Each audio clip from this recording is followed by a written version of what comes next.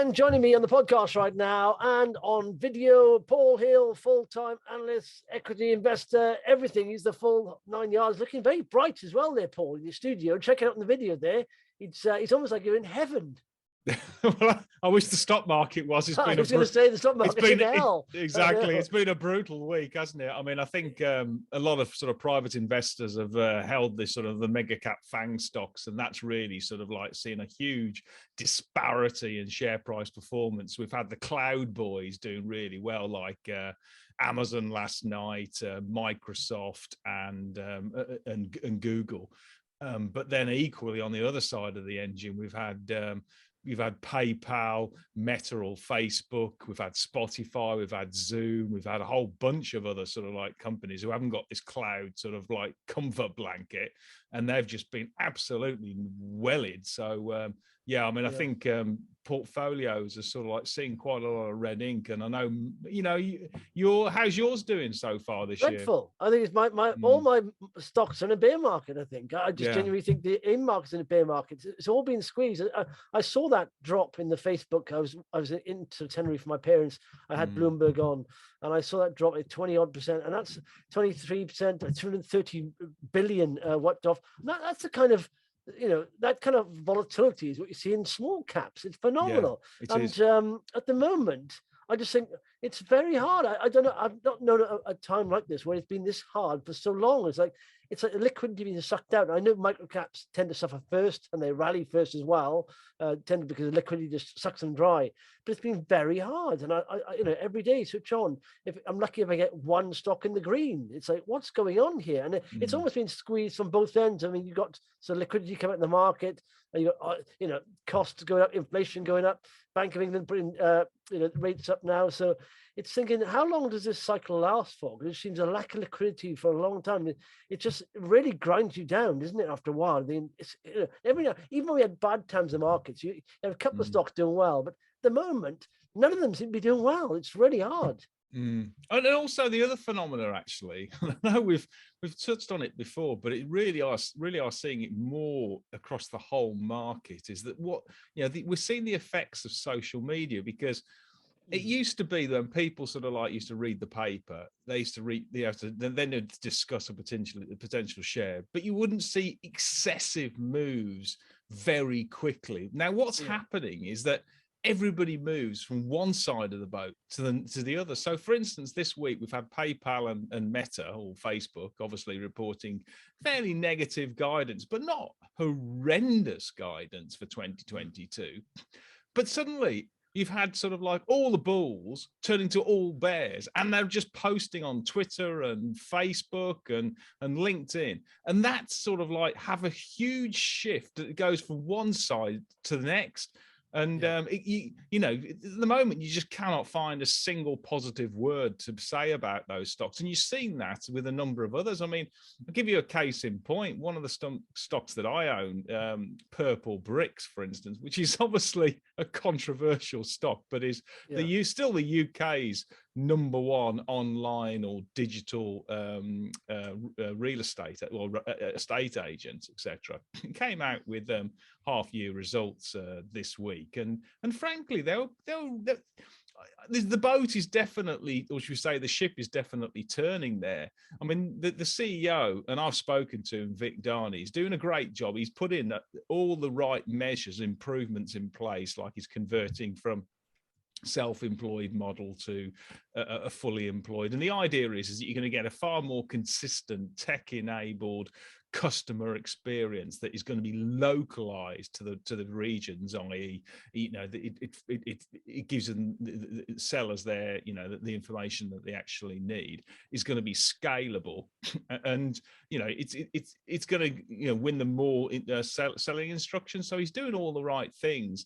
And the comments he was making were reasonably positive, and the shares actually have gone, you know, slightly down on the results. And the other good bit of news they had, which was a bit of an own goal in the past, they had this it was really a technical, it seems though, alleged technical breach in not sending out letters to renters for their leasing or their rental business. And they put a provisional figure of roughly between 2 to 9 million. It came out at 3.6, but the Daily Telegraph had been banding around 30 million as a potential liability. And that just spooks. So it comes back to, i.e., you just can't, certainly for certain areas, or because of the sort of like the overlay of social media, all investors suddenly turn negative or suddenly turn positive, and you see really sharp movements. Now, the important bit for me and you and for other people listening to this, opportunity, because you get huge moves that are totally disproportionate to the underlying value of the business. And that's when I can come back to Purplebricks. I'm underwater on my investment so far in Purplebricks. I've lost a reasonable sort of 6-figure number on them already. But frankly, the actual opportunity, I'm pretty confident that effectively all the measures that the CEO and the management team are doing are going to work. I think these, and just to give you an indication of value or potential upside, if they can actually pull it off and increase their market share from roughly around about 4% currently to 10% over the next 5 years. And I think there's every way that they can do, because they are still disrupting and disintermediating the high street estate agents. If they can do that, then they'll hit sales of, I believe, around about 200 million in sort of 5 years' time on a 20% EBITDA margin, a minimum of 10 times EBITDA, and you get a share price of 80p. Now, in comparison, the City have got a price target of 75, so we're not out of totally out of whack there. The shares are currently 20p.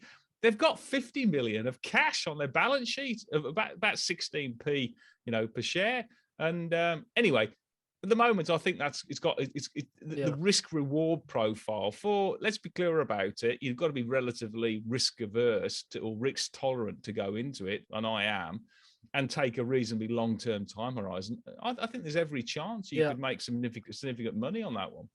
Yeah, but you know what? You're right with the bearish theme and narrative, and like I said, commentators sort of play into this, so they chase the narrative and inflame it. It creates clicks, likes, and retweets. Yeah, but the media, the press are the same.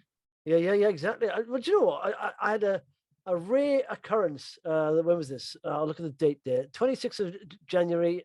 Escapement, right? I know XP Factory now came out with a trading update. Very decent. Now, taking into account, they've not been open for like 5 months of the year, right? So they only release a trading update on their escape rooms. They now have boom battle bars as well, but just the escape rooms, owner operated, not franchisees, not remote, none of that, none of the online stuff. So they did 5.1 million revenue, which is 133% higher than 2019 comparative periods when they were open fully. So EBITDA 2 million, positive. They had more cash than expected, ahead of expectations. Now they're going to do about 25 million in revenue this year with boom battle bars. The EBITDA margins are about 25%, and yet it rose. But then a couple of days later, people start selling. Is there any bit of worry out there? People start selling it. People can't seem to hold on to the stock. There's a lot more trading going on, and that's encouraged, I think, by by social media or that. Because people, any bit of worry, and they sell, because the more research people will hold. But generally, I think 90% of people just follow other people who do research pretty much. And if they get any bearish themes coming out or negativity, rather than just do some deep research themselves, they just, I'm just going to sell this and get out. And that's the problem. People don't hold stocks. It's more about trading here. And I mean, when the markets start to turn, then obviously the money will inflow and it'll become that movement, the momentum will go upwards. But right now in a difficult market, people are not holding stocks. You've got a good business. I mean, I said, look at the business. Is it improving? Will it be a lot better in a year's time, in 2 years' time, in 3 years' time? If it is, and the share price isn't reflecting that yet, that's an opportunity. But yet people are not thinking like that. They see a little bit of red, in their account. They start to sell. I don't hold on to a loss. I think you only lose if you sell. I say, think of it as a business. If it was your business and you're doing well, and people put a price and it was wrong, you wouldn't sell the business, would you? You'd just carry on with it. So it is hard at the moment, and I think people are not holding on to the stocks. There's a lot of negativity there, and people are just scared, I think. Yeah. I just think. Unfortunately, social media is brilliant in the fact that it moves communication in terms of it allows people to have better views and all this sort of stuff. but also what it's done, and unfortunately, I see it partly in my kids actually, is that what you have is that you get basically effectively, people talking about a potential share or whatever like that, and then everybody else effectively defaults to that view, and you get sort of like an avalanche of buying or an avalanche of selling very, very quickly through social media. And as I say, that presents opportunity for people who are taking more of a long-term view. And another case in point exactly is CBOX. I mean, it had a negative, I would say, a journalist report from a guy called Maynard Payton from ShareScope about, I don't know, 10 days ago, 7 days ago or something like that. The shares were trading at about nearly £4. They're currently being flattened to round about, was it £2.50 or £2.40 or something of that ilk, just on the back of this report. Because what happens is that then it gets sort of sprayed around the internet. Anybody who's remotely fearful sees it, sees the headlines, and then just hits the checkout button and just sells. And so you do get these enormous wild swings, which are totally disproportionate to the fundamentals of the business, particularly when the company responded to the actual report. That, I mean, most of the issues are just to do with historical balance sheet reporting and frankly are just not significant. I've had a look at it, just not significant at all. And the company in their response said they're actually trading really strongly anyway. They're cash generative and they're growing really well. So they had a good Christmas. And there's even that the share price has been absolutely flattened. So that really shows opportunity to long-term investors prepared to look through the short-term headwinds. And it's just a sort of like, it's a trend of social media. It's unfortunately the double-edged sword. It's good at when people for informing people, but too many investors and too many of the general populace then sort of like just use it as their decision-making process. They're not rational themselves. They don't think for themselves. They just rely on somebody else to do it for them. And so when you get this guy like, Maynard Payton, and frankly, I just think, okay, he's a bright chap, no doubt about it. He's done some good work there, but he's drawn out largely historical issues that frankly are not significant for the intrinsic worth of the business, and it's just led to a huge avalanche of selling, totally disproportionate to the underlying strength of the business. Yeah, well, that's it. I said, most of my shares, I think all my shares are in a bear market, but this is not the time to sell. This is the time to buy. If businesses are like this, they're undervalued. It's the time to buy. If you sell right now, you make. Like I said, a lot of private investors don't make money. Why? Because they get scared by the market, the emotions. They sell at lows, and then the market starts to rally, and they buy at a higher level than where they sold at. Now, that's not how. That's the opposite way to make money. So when it's like this, if you've got spare cash and the businesses are like they're still improving and they're undervalued, maybe top up. Don't sell. That's just the worst time to sell. It's the best time to buy, the worst time to sell. But people do the opposite. So there are plenty of opportunities out there. Any news happening, Paul, on stocks anyway? Yeah, well, there's been plenty. I mean, there was a huge announcement yesterday from Avacta about its chemo warhead treatment, AVA 6000, which is going through phase 1 clinical trials at the moment. Just to recap, it started its phase 1 trials, I think it was August of last year, in the Royal Marsden with first patient dosing. And the idea is the phase 1 trial is split into 2 phases. First is 1A, which basically just tests the safety and tolerability of the drug within patients with metastatic or advanced cancer solid tumors, a small number. And then once you do that, you get a rubber stamp on the safety. You then move to phase 1B, which is, I think, starts sort of mid this year, goes for another 12 months, and that then looks at or tries to actually assess the best dosing regime, the maximum tolerated level for the patient in that 1B, to then be able to use that data for effectively the real sort of hard efficacy data in phase 2. But they will get some efficacy data, some initial stuff in that 1B. So that's sort of the timeline for this phase 1 trial. Now, just to say, to recap, they started in August. they've had already some really good sort of like, in my view, some initial data, etc. They haven't released it, but that's what, and the reason why I can get that sort of view is that the FDA has already approved a similar phase 1 trial out in the States to start later this year. In fact, I think it's fairly soon, the first half. They wouldn't be doing that unless the initial readout of the data was good, was already good, the safety and tolerability of it. And then also the other good news just recently is that they've got another second lead candidate for the same precision platform for this sort of drug format, I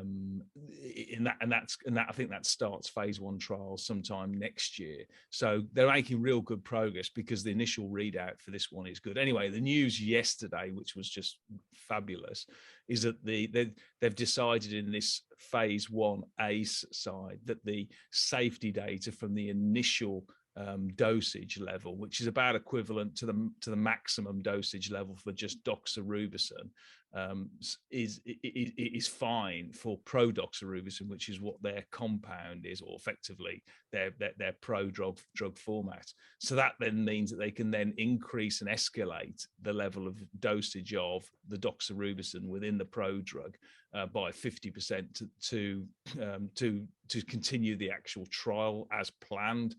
So that is a really good sort of like rubber stamp of the safety profile and the tolerability of the actual prodrug, which says to me that actually that the precision platform is doing the first part of what it says it's doing. It's protecting the patient from having its having their healthy cells from being damaged by doxorubicin, because it's an indiscriminate drug that hits both cancerous and healthy cells or healthy tissues.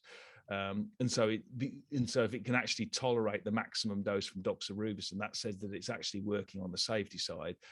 The efficacy data will come later, and hopefully we'll get some PK data, which is it's basically the movement of the drug within the person's body relatively shortly as well. So yeah, really good positive information coming out from that. And that's just one of their sort of like key therapeutic platforms. You've got the precision platform, which does this, as I say, it has been licensed and patented technology from Tufts University out in the States that is effectively a chemo treatment. And there's lots and lots. There's a huge, this is a multi-billion dollar market. And then you've also got the Pharma platform, which is essentially antibodies, but they're not antibodies. They're effectively their own format of antibodies they can use for diagnostics and for therapeutics. And that's the other side of the business that's got lots of sort of like agreements with other third parties to test it. So they've got lots of shots on goal here. The first one, really big major one,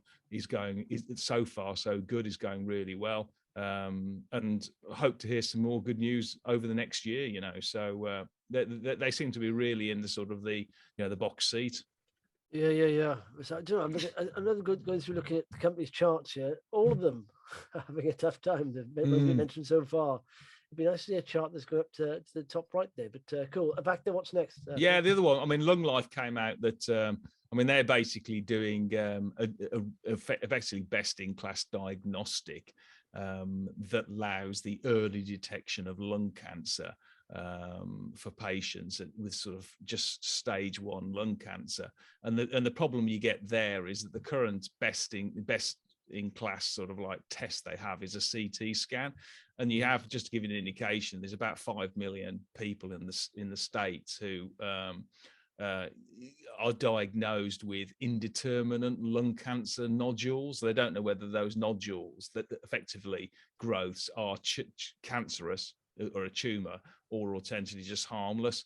And what 1.5 of those 5 million come out with indeterminate whether it's cancerous or not, and therefore they're just faced with either going through a biopsy, which can be risky, or alternatively delaying any sort of treatments, or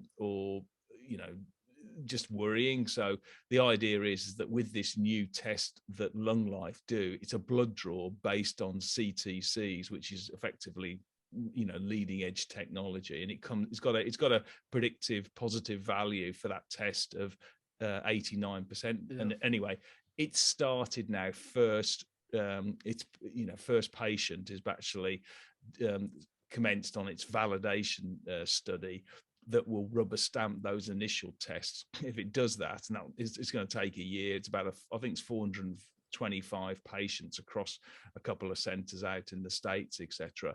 Then this is going to be just a best-in-class test, and this is again an absolutely enormous market.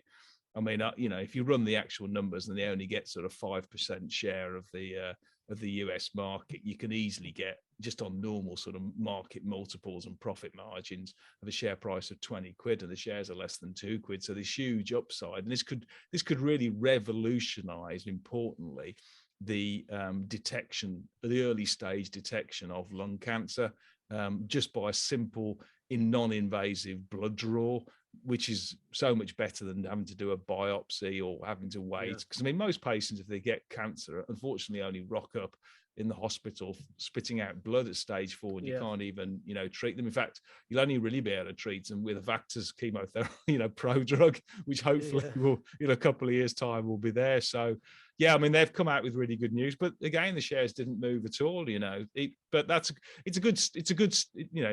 it's another major milestone that the company's reached when it came to do its IPO last year and its promise. So it's absolutely doing what it says it was going to do. Yeah, it's almost like you put news out in this market, good news, and the share price, if you're lucky, stays where it is. Sometimes you put good news out, and that's the liquidity people need to sell. And they think, oh no, but it's just it's a terrible hard market, very hard. What's next? Another one on the healthcare side, which is really on the OTC healthcare side, is Venture Life, and I interviewed the CEO earlier in the week, Jerry Randall, and they came out with their trading update for the full year, and I mean, basically their second half of 2021 has been an absolute sea change. You saw sort of sales up 35%. Yes, some of it's most of it's the acquisitions which they did, and they're doing really, really well, of BBI Healthcare and Helsinn, and they have just modest level of debt, etc. But their second half sales sequentially were up, I think it was 35% compared to the first half. But more importantly, the profitability, you saw that scale coming through.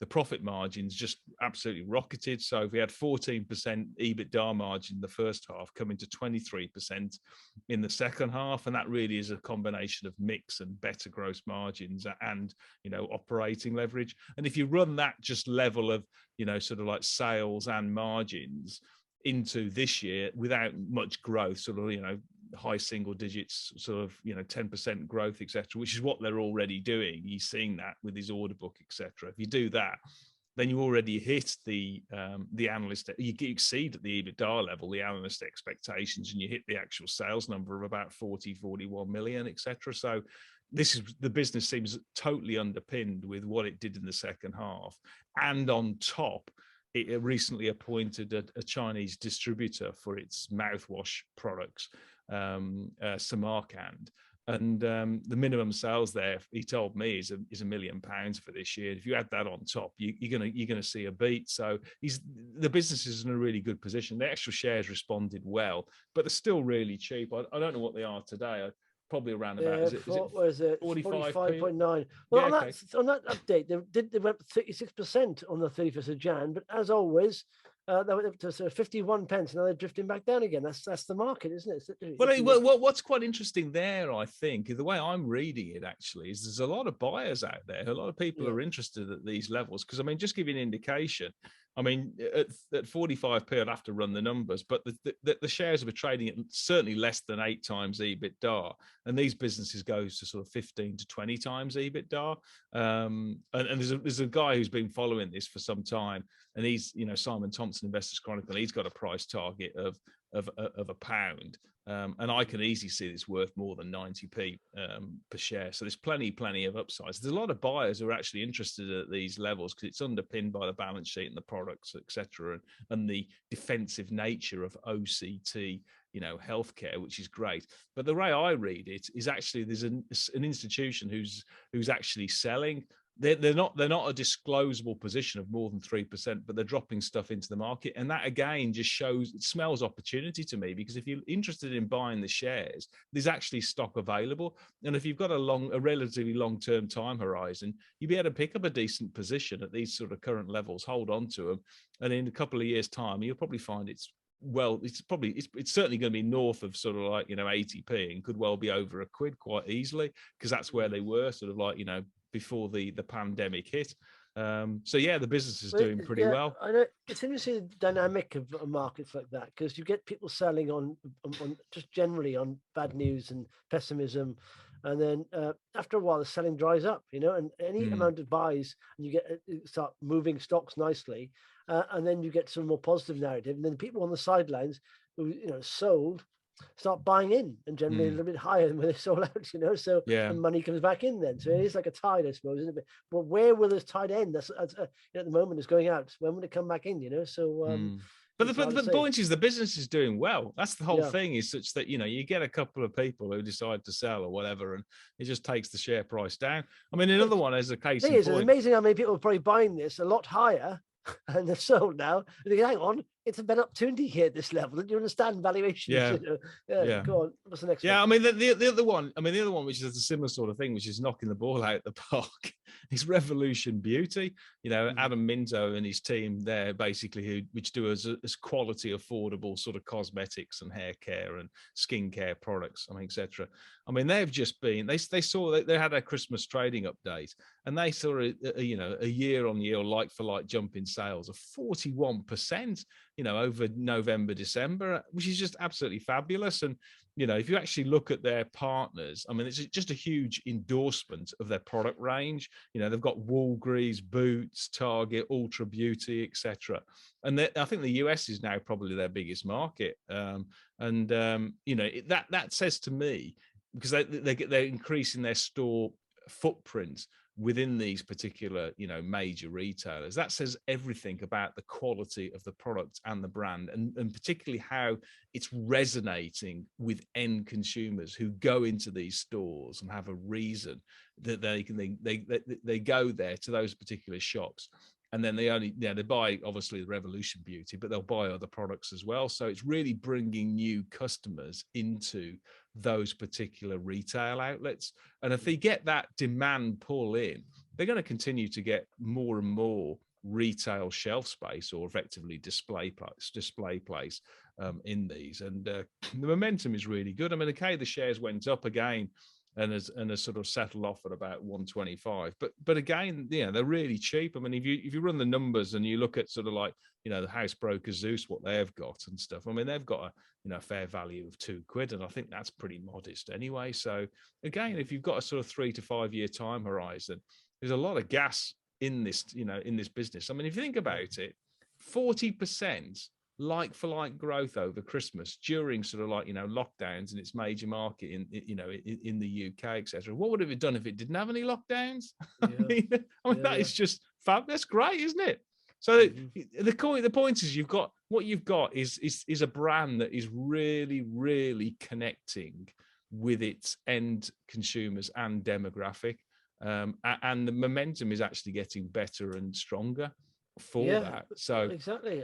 Another chart, from IPO down, it's like there's so many opportunities here. And after a while, they won't go ignored. It will pick up. You can see that's the way it works. That's the way the market works. It's people sell, they go down, get cheap, people buy, goes back up. So now's the time. If you've got cash, you got still got a bit of cash, haven't you?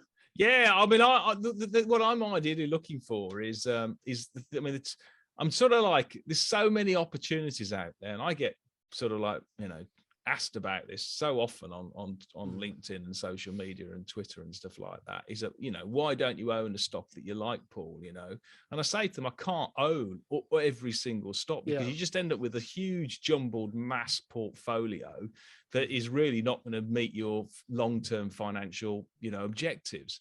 And so I've got, I mean, for instance, with like Revolution Beauty, I'd love to buy that, but I've actually got you know, a fair selection, or I've got a fair position already in consumer stocks, you know, disruptive consumer stocks, Purplebricks and with Boohoo, etc. So, you know, I'm already there. But the areas that I want to really beef up, and I'm being disciplined in doing that, is finding the right, you know, more healthcare, more tech, more software, which is where I want to play long term, with lots of IP, lots of pricing power in an inflationary environment. And I know I keep saying that, but that's where I'm sort of really concentrating. So yes, I like lots and lots of stocks, because I think there's masses of bargains out there. There's no doubt about it. But you cannot buy everything, because if you do, you don't meet what you don't effectively, your overall portfolio construction doesn't do what you want it to do. Yeah, exactly. You know, yeah, go on. No, I see people holding lots and lots of stocks. Now, if you're less stocks, there's more volatility, of course. But I mean, if you, for example, a very basic example, if you own 100 stocks and you get a 10 bagger there and they're all equally weighted, you've only got 1% in your portfolio. I mean, to me, that's not enough reward. Of course, there's more risk the less you have, but I want a bit more reward for that. And so, yeah, it's easy to start buying up good ideas every time I hear one. It gets to a stage where a good move in your portfolio will not do anything to your portfolio value. You know, you've got to have a certain amount, haven't you? You know. Yeah, and also it becomes lopsided, because you have sectors which exactly, you have sectors that sell off, for instance, like oil and gas did 2 years ago or 18 months ago. And then you suddenly load up on masses and masses of oil and gas, or alternatively, you know, consumer at the moment and stuff like that become really negative. You can just absolutely overload if you're not careful on one particular sector, and then your whole sector becomes your whole portfolio becomes lopsided just on one particular area. And so you need to get that level of balance and diversification, cross-sectional, cross-regional, you know, so it meets your, you know, your long-term time horizons and what you're actually, you know, looking for. I mean, another one which I do own is Amryt Pharma, that it came out with news like this earlier this week that it's sort of like breakthrough treatment for EB, which is that really severe skin condition. Last month it got sort of deferred by the FDA for their decision point until the end of March, and then the EMA, which is the European equivalent, they've deferred it, I think, until the FDA deferred it to the end of February.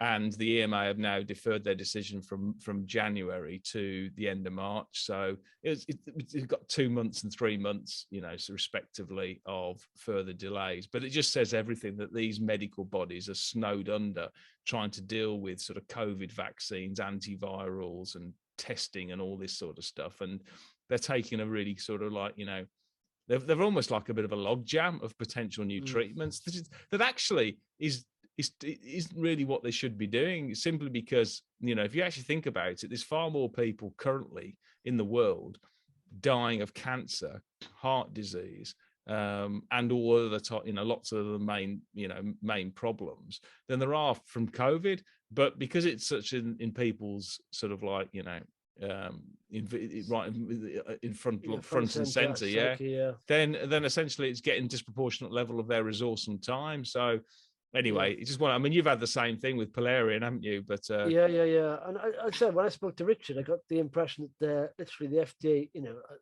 superbly overrun. You know, they've got so much going on. And even if you look, I remember a while back, I did look at the FDA website and you know, applications there, and even just a phenomenal amount of applications, even just for testing kits, you know, back it's COVID testing, just overrun with them, hundreds and hundreds of them. And thinking, wow, how do they get through that? Because they can't just take on staff, you know, be qualified and so they can't just, it's not easy to just take on casual staff. They can't do that. So they are overrun, you know, but and then the other thing with the FDA, which is, you know, is that where they have actually approved sort of like drugs that are sort of like, in inverted commas, controversial, like the Biome one for dementia, and treat Alzheimer's, they tick the box and let that one go, etc., with a relatively sort of like thin application label, effectively thin applications on the actual label that it can be used for. And they've got hugely vilified and criticized for it. So they could also, the other side of the coin is that now they could be thinking, actually, I'm going to take a really sort of like, you know, cautious view about sort of like approving drugs. Not that this new drug is unsafe. It's just the efficacy isn't as good as, it doesn't appear to be quite as good. So, you know, you look at that sort of like for multiple reasons, the FDA and the European health authorities are taking a slow boat up the Nile, aren't they, at the moment when it comes to approving other drugs? I tell you what, on every Wednesday, I do a weekly webinar with my sort of share pickers investment time. We go through sort of micro cap investment ideas. And one of the guys piped up, I think last week, in fact, before their last set of results, I think it was, mentioned he likes Rosslyn data. I think he got it from you. Oh, I crikey, said, no, I said, no, I like what they're doing, but it's one of these things, isn't it? It's going through transition. They're looking for growth and it'll take a while. They're in the right area, but it won't turn around overnight. I think they came out literally the day after. I think we talked about it on the webinar. I think they came out with, was it half-year report or trading statement or something like that? Yeah, it was half-year report. Yeah.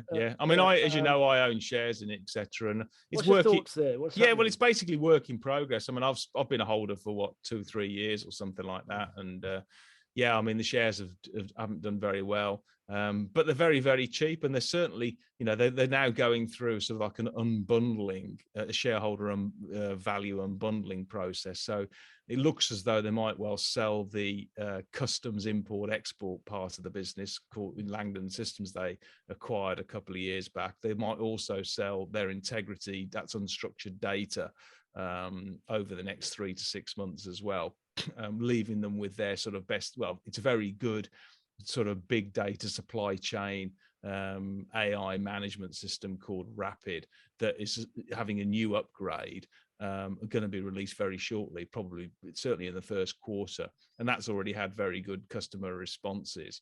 And that'll the main benefits there. It's more user friendly, but particularly scalable. It reduces the sort of the implementation periods that the customers need to do, and it gives them a lot more value. So they've got high hopes on that particular part of the business, and they've still got plenty of cash, so shareholders haven't got to worry about, in that respect. But it's going to be generating organic growth going forward, and you've just got to give them a bit of time. And it's taken far too long, there's no doubt about it, but it doesn't mean I'm certainly not selling, that's for sure. And I know when I spoke to their largest shareholder, Gresham House, a few months ago, what's the guy, Ken Wotton, he was very positive on the actual stock. So I think he's getting involved in the strategic positioning of that particular company, unlocking value. And if they can get like for like growth for Rapid, then this will do very, very well. But you're probably looking at a timeline of sort of 12 months to 24 months for this one. Yeah. And so a decent amount of cash, haven't they? Another loss making still 4.8 at the last thing. What are they valued at? 12 million, and their market cap. Yeah, I mean it's peanuts basically. I mean, if you want to get in, probably the liquidity isn't brilliant anyway at the moment. But it's one of those things that I'm going to sit on and hold and wait until they give the management team a chance. And certainly there's some positive noises, but it's actually translating that into hard figures, and a lot of it looks like that classic sort of thing. A lot of hard work and excellent sort of like progress has been made under the surface that isn't currently reflected in the numbers. In fact, during this sort of like transition, they're going backwards. But give it the sort of like the next financial year, which I think starts in June or May or something like that, then you'll certainly should see a much better progression. But yeah, at the moment they haven't really sort of like been able to get that, and they've been through a lot of disruption with management changes and stuff like that, which hasn't been great. But you can make as many excuses for as long as you like. At some point in time, the rubber's got to hit the road, and you've got to start hitting the numbers out. And I think they will, but as I say, but the thing is, they know what they've got to do. That's the thing. It's when management are ploughing on, and you think, well, sales isn't growing, but they're still ploughing on. That's the issue. But they understand here. This new Paul Watts guy seems to understand. They know exactly where they. And they've won some good. They've won some good new customers, like big pharma contract, etc. So that's an excellent endorsement to the actual platform that it particularly works. So yeah, I mean, is it risk-free? No, but at current levels, there's a lot of bad news already priced into it. Cool. All right. Anything else? Well, another one on the healthcare that's absolutely flying is Belluscura, which does the effectively the portable oxygen concentrators, their leading one, and they came out with a sort of like a trading update, upgrading their expectations for this year, next year, etc. So yeah, I mean, they've had really strong demand. I mean, this is in the context that they only had a soft launch of the product, and they've gone through sort of like, you know, much higher demand from, you know, basically customers in the States, and also interest from overseas as well. So the direction of travel for Belluscura is definitely up. And the issue, well, not the issue, but, you know, the task, I think, is just going to be making enough of these devices and being able to then sort of like, you know, put them out to the distributors for them to sell them through. So the customer interest of them is really strong, and I think it will continue because this is a big growth market, and their product is just about best in class. So yeah, I mean, first chart we've looked at today where it's literally been going in the right direction for investors. Yeah, I know. having said that, it does come off a little bit when it dropped by 8%. So it hit what 150 odd. It's down to 114 now. So it has come off a little bit with everything else, but it's been starting to go in the right direction, isn't it? You know. Yeah, I mean, when I do the valuation, you know, you sort of like you can easily come out at sort of like north of £1.80. I know the house broker, I think it's Dowgate Capital, have £1.50 as their price target, but you know, there's plenty of gas still in that tank. I mean, you know, they've I think they IPO'd middle of last year at 45p, so the shares are obviously done well, but it's best in class technology, and the product's well in demand as you see it through the interest so far. Admittedly early days, but as you say, if you take a long-term view, you could easily do very well on this stock. Yeah. Cool. Anything else? Have you got any sort of news on your portfolio the last couple of weeks? For a couple of trading updates. I mean, there was one from where is it?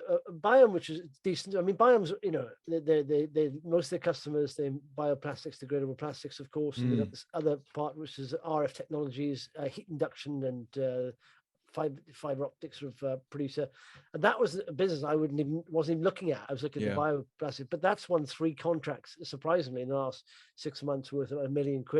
But they've the cash level is high. The trading update, market expectations of 5.6 million this year. It's supposed to be a lot higher than that, but they're expecting to achieve, as long as, you know, supply chains allowing, about 47% growth this year in revenue, and heading towards profitability. But again, the market socky just didn't like it, so annoying. But again, that is, you know, what is it? It's market cap right now is 9.58 million. They're going to be doing 8.7 million in sales next year and pretty much break even.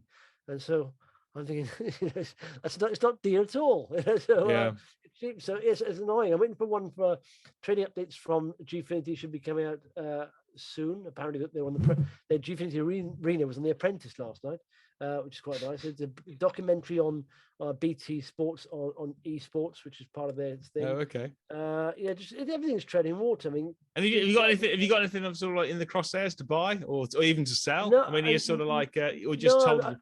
No, I just, do you know what? I don't think any of these, you know, stocks are anywhere near the potential. So, I mean, this may be just a dud 6 months, dud year, but in fact, it's been longer than that now. But so just got to wait it out. I mean, they're not achieved. I mean, the underlying businesses are growing; they're doing what I want them to do, but the share prices aren't reflecting that. But so, what's that? I don't want to sell. You know, I like them. I mean, they're in quite hot areas. So, So. I see you've been writing quite a bit on green hydrogen as well, just recently. Yeah, no, I like that. I mean, do you know what? Whenever I invest in a company, you know, one of the filters are, you know, look for growth, for valuation. I also want it to be in quite a hot area that's going to be growing for the next, you know, 5-10 years, hopefully, not just a flash in a pan. And green hydrogen is one of those things. And, you know, there's questions of the viability of it because of the cost. Yeah. This has happened with everything, even from solar. You know, solar has come down by 90% in cost from 2010, I think, to 2019. Yeah. And it's investment, and an investment is going in there from countries to companies. So it's huge. I think green hydrogen is going to be massive. SGM, one of the gas network producers, are going to be mixing hydrogen soon. And I think they've got, I think it's 23% is going to be hydrogen. So a lot of this green hydrogen can be used with, you know, the infrastructure there from gas networks. So, but yeah, the cost will come down because if you notice, all the big oil and gas guys are getting into it now as well. So you know, well, they have to, don't they? The shareholders are putting so much pressure on them. Yeah. So I think it's a very hot area. But again, they've had no news out recently, GTC, but hopefully they're going to get there. Just sit and wait. I mean, it's so frustrating to see the share prices drop, but I'm not going to sell if the business are not, if the business are getting worse, fair enough, but they're not. It's just the share prices are, so which is very annoying. I wish I'd just been sitting on top of cash right now, but I haven't, and that's the only problem I've got really. I wouldn't be as frustrated, like I said, if I had a lot of cash. Could I just buy some more? But I haven't. So sitting there watching the SPs dwindle. But like I say, micro caps can move very quickly in a matter of days, let alone weeks and months. So I'm happy. When is it going to play out? When do you think we've got all the bad news? We know about the bad news. We've got inflation. Central banks are now sort of addressing it. When does this tightening cycle, ease up? When does people start worrying a little bit? When do you think the market will start to look a bit more buoyant? $9 trillion question there, Paul. Yeah, I mean, to be brutal, I mean, I always view it as a sort of market of stocks rather than a stock market itself, etc. So it's on a case-by-case basis for each particular firm. But overall sentiment, I think you're going to see basically multiple compression continue myself, simply because I think interest rates are going up. Inflation isn't going to sort of soften off that quickly.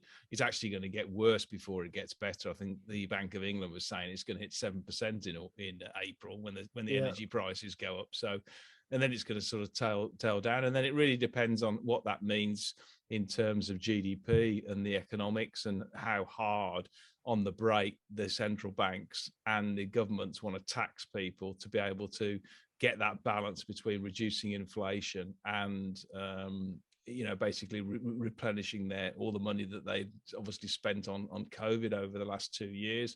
So I would just say, investors shouldn't expect any more sort of get out of jail free cards. They should really sort of look at it such that this is going to be a more normal economic environment. We've had unprecedented monetary and fiscal stimulus over the last 2 years. We've had people at home saving money, so you've got this big saving. So getting to the answer to that is, I actually don't think we're going to get back to where we were in terms of this effectively monetary, sugar rush that the economies have been really sort of drinking for or eating for the last sort of 2 years. So it's going to become a more normal environment, which is going to lead to overall multiple compression. How much it goes down depends how high sort of US bonds and 10-year gilts go. My instinct is saying that they're going to check out around about sort of 2.5-3%. If that's the case, then we're probably looking at sort of GDP of about 2%, etc. And in that world, you expect the S&P and to be on sort of 17, 18 times compared to 20 times at the moment. And then likewise with the FTSE, I mean, the oil companies and the banks, etc., will do okay, but they're probably seeing most of the juice already in it. So I don't want to be a doomsayer, because I don't think that it's going down. But you're going to have continued, good earnings potential, but that's going to be effectively offset by multiple compression. So you probably find the stock markets go sideways. I think the stock markets could go sideways for the next year to 2 years, to be brutal. But it doesn't mean your stocks that you select. No, exactly. And that's what it comes down to. Well, I think it's going to be hard. I think it's going to be hard going, basically. Bit of a sledge job. I think it comes back to, like I said, we discussed before, it's a stock pickers market there. Now, before, like I said, if you'd gone back to April 2020, you could have picked any stock and done very well. If you joined the market there, done outsized returns. Now you've got to be careful. I mean, we're going to have a rebalancing here, and it's going to consolidate a little bit and go sideways. And I still think there's plenty of gas to come out some of these bubbles. Do you believe in crypto, for instance? And the answer to that is, if you do, then it's got plenty of sort of opportunity there. But but in November I did a video saying I just think now it's getting ridiculous, crypto. I mean, some of the stories around it, it's just stupid. It's okay if you want to trade it for liquidity and all that stuff, but I mean, there's not one person can give a decent valuation on any cryptocurrency, any token. I mean, I wouldn't mind if they're cheap and they're next to nothing, but they're way above where internet companies were back in the dot-com bubble. You know, their valuation. And at least they had businesses. These kind of things don't. They're like, a lot of them just, you know, trading tokens. So it is nuts. I think that they'll have to debase. I think have to, you know, I think we'll see a collapse there, and then there'll be opportunities. What was quite interesting, and this is something that obviously, you know, investors at top level should be sort of like watching, is that it isn't so much the, you know, the interest rates fine is going to, you know, sort of like curtail or dampen down potential inflation. It's if the central banks start reducing the size of their balance sheets, and what that means, and that sounds like a whole bunch of jargon, but essentially it's about 40 billion or odd worldwide, which is basically been printing money. 40 trillion, not billion, 40 trillion, huge amount, sorry, over 10 times the size of the UK economy, supporting what's been happening over the last few years and the great financial crisis. And if they start actually reducing that, they'll be sucking liquidity out of the market. And the reason why that happens is that essentially they are selling bonds to bond investors, who then have to obviously sell other assets to buy those particular, you know, investment grade assets, etc. And that goes all the way through the chain, i.e. you start then seeing in junk yield, you then see money taken out, ATMs taken out the stock market. And that's why you get you could get, rather than it settling at 17, 18 times PE for the S&P, it could actually settle at 15 times if you're seeing balance sheet reduction. So you could get a much more severe multiple compression over on the whole market if they do that. Now, the central bankers know that, and they're not stupid. But again, you know, I alerted you this last year to watch the flipping bonds. I know you gave me a lot of time, a lot of hardship for it. But actually, I would add now, those who have been educated to watch the sort of like, you know, yield on bonds, now keep your sort of antenna on sort of like what's happening with the central banks, what they're talking about in terms of effectively reducing the size of their balance sheet, because this is big. This is big beer. This is big beer. It is massive. Whereas if you look at I mean, especially in America, S&P, you know, and Nasdaq, they're ridiculous. Like I said, they're a chart on steroids. You could see, you know, after the sell off in 2020, they just went nearly vertical. I mean, if you zoom out a little bit compared to previous, you know, if you go back and scroll back the last say 30 years, it's been a nice gradual, you know, incline, and then all of a sudden it just dipped down and went up pretty much. So that's unsustainable. It needs to come out, and maybe that liquidity being sucked out of the market will do that. I think it will do that. But the one thing I think, you know, Powell and all that, they're very scared they're worried about scaring the markets, firstly, but secondly, there's a lot more debt around, isn't there? So a lot more companies will be hurt by, you know, interest rates going too high, and central banks as well, of course. I mean, so they've got to tread very carefully, I suppose. They can't overstep it. So I see why they're being cautious, but part of me thought they could have just upped it by 25 basis points at last meeting. Just get it done, you know, do something rather than just messing around with the edges and talking. Yeah, but I mean, let's put the issue in terms of they've got to be careful they don't damage the economy. Okay, let's just assume they don't. Yeah. Well, what they're doing, they don't damage the economy and companies, and they continue to trade pretty much okay in line with sort of like, you know, trend economics, etc. Sucking liquidity out the market. What you're doing, let's be clear about it. What you're doing is taking money from one pot that investors have. You're a big institution, but you're somebody like BlackRock, right? You're managing 10 trillion quid. Okay. You then are faced with sort of like, currently you have 8 trillion in equities or high yield debt.